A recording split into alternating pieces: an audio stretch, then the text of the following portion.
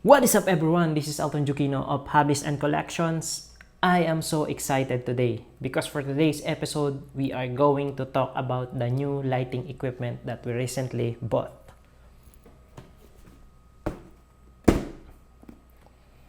I am currently upgrading my current lighting setup. By the way, just a disclaimer, I am not an expert in video lighting techniques. So most of the information that I will be sharing regarding the reviews will be based from my personal opinions and experiences.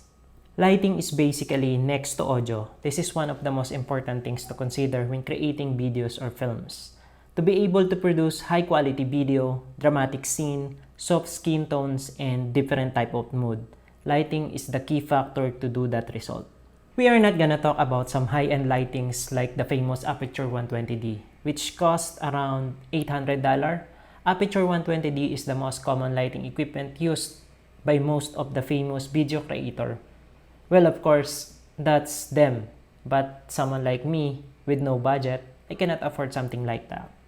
So, we choose a budget lighting equipment that can give us good quality, not equivalent as the Aperture 120D, but at least can give us good enough lights in creating videos. Well, there are some drawbacks and we're gonna talk about it later in the video. So, without further ado, let's open the box.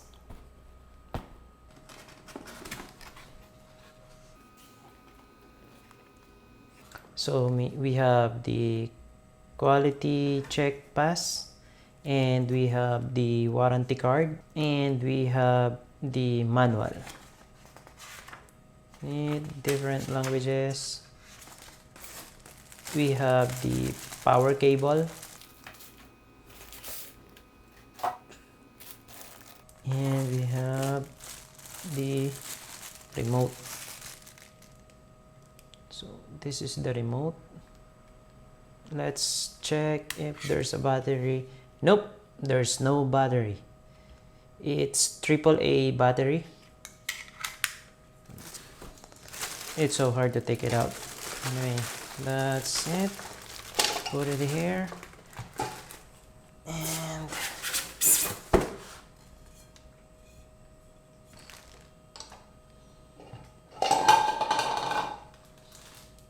that's everything inside the box. So we have the LED light. This is the Godox SL60W, and we have the protector, and we have the LED cap. We have the power cable. We have the remote, quality check pass, warranty card, and the manual. This is the Godox SL60W. W doesn't mean watts, it's actually white, and this is a daylight balance because there is a different version of this, the Godox SL60Y, which means yellow. This LED light is a direct power plug-in, and also this has a power battery version, which is the SLB60Y and SLB60W. This SL60 LED light from Godox is a daylight balance 5600 light featuring a COB chip onboard LED for high brightness and color accuracy, CRI or color rendering index of greater than 95. The intuitive design of the light incorporates a rear LCD monitor and a dial with a 10 to 100% dimming adjustment. A dedicated wireless remote is also included for brightness control as well as for grouping lights for multiple lights configuration. Includes RCA5 remote control, offers wireless dimming control as well as the ability to work with 6 lighting groups and 16 channels. This 433 MHz remote runs on 2 separate AAA battery and has a wireless range of approximately 65 inches. Also, to help ensure consistent and continuous use, a heatsink and a built-in fan are featured to help regulate temperature along with a specialized temperature control function to protect the LED itself. The LED light is also configured to accept Boya S mount light modifiers and accessories such as the included reflector, and the LED also has a clever cover over it for additional protection. The temperature of the fixture itself can also be monitored in Fahrenheit or Celsius on the rear LCD.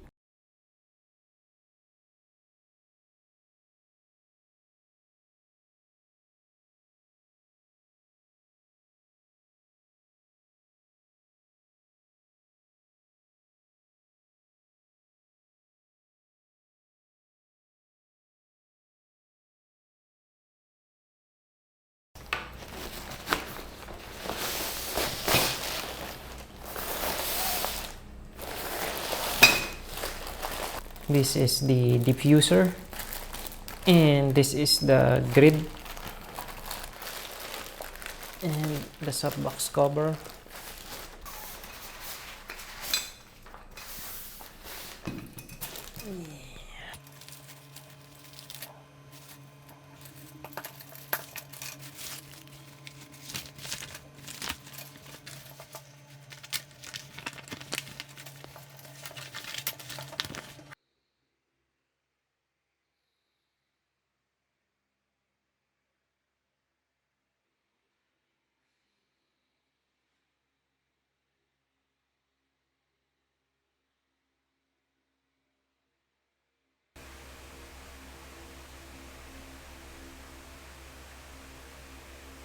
Now let's add some kicker light.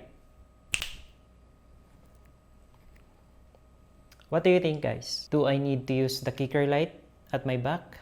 By the way, this is using the 80% power. So let's try dimming it down by using our controller.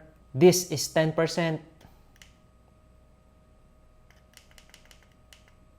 20%, 30%, 40%, 50%, 60%, 70%, 80%, 90%, and this is 100%. By the way, guys, I am using a double diffuser, so it's basically giving me a 2-layer of diffuse, gives me a little soft light. Now let's talk about the pros and cons. First is the price. This is very affordable compared to other LED lights. You can get it for around $120 to $150 in Amazon or in B&H Photo Video. And here in the Philippines, I got it for 5,600 peso. I will be including the name of the store and the link in the description below.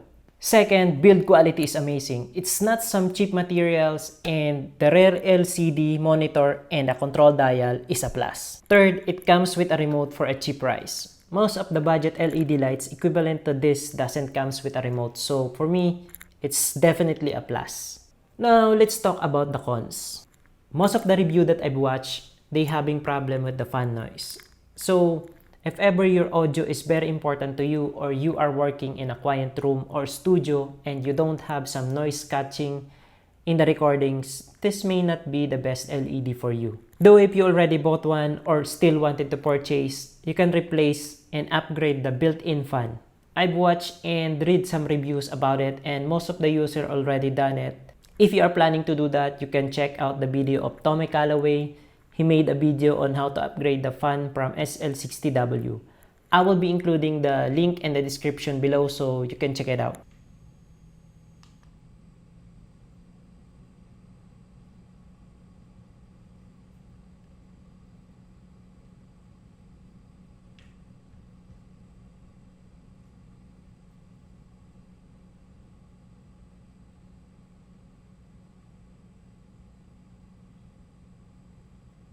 Second cons will be just a minor drawback from the remote.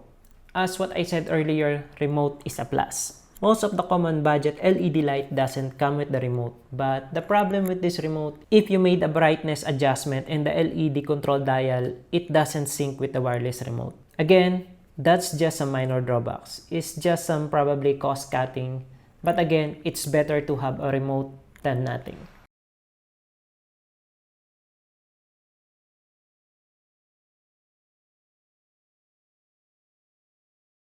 That's pretty much about it.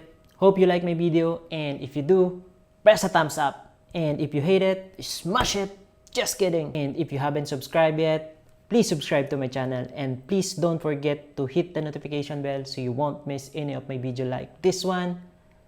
If you have any comments, question, suggestion, comments down below, and I will answer them as soon as possible. And I will see you in the next video. Peace!